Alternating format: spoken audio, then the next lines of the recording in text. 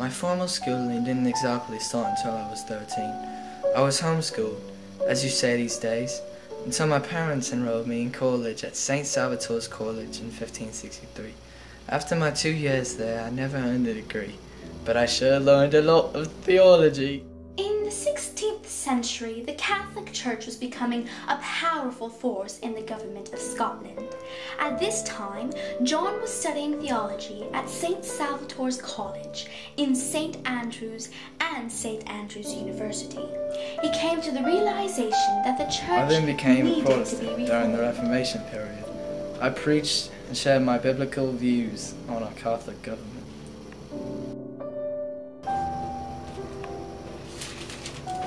John studied the book of Revelation and wrote a book called A Plain Discovery of the Whole Revelation of St. John, where he accused the Pope at the time of being the Antichrist.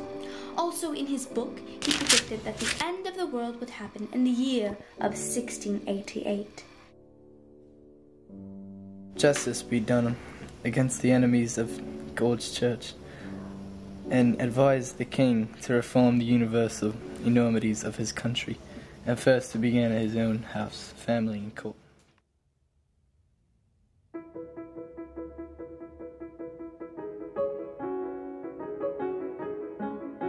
As an astronomer, I did many large number calculations which consumed much time. One night while I was studying the stars, I came up with an idea. There had to be a simpler way to figure out the answer to large number equations. John spent 20 years of his life focusing on this idea, and he founded the use of logarithms. Now we could write 10 times 10 times 10 times 10. But instead, I came up with doing this instead. 10 to the 4th power. As you can see, this is surely a simpler way.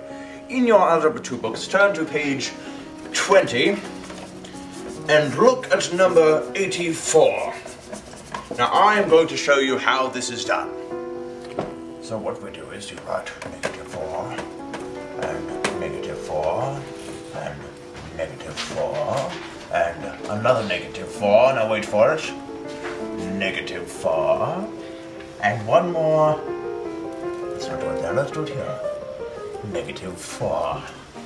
Alright, now what we're going to do here is we're just going to simplify this by squishing them all together into a simple -4 to the 6th power. Does that make sense to you?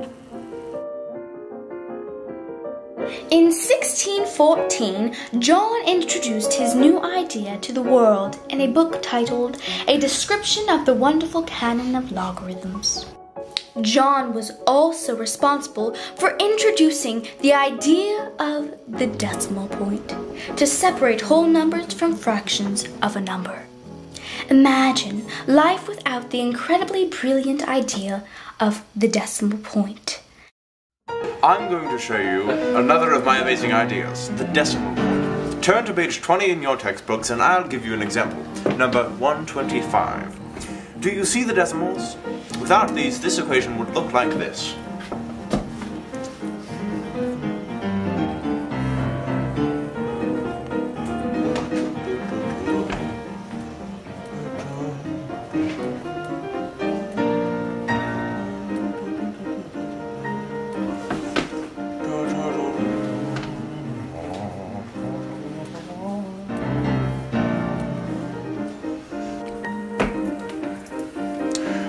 Without these, the equation would look like that.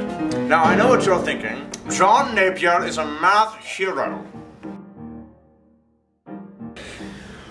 Although my other two contributions to math were very successful and extremely helpful, and intelligent if I do say so myself, I created one of the most important contributions in 1617. It was called Napier's rods. Catchy, right?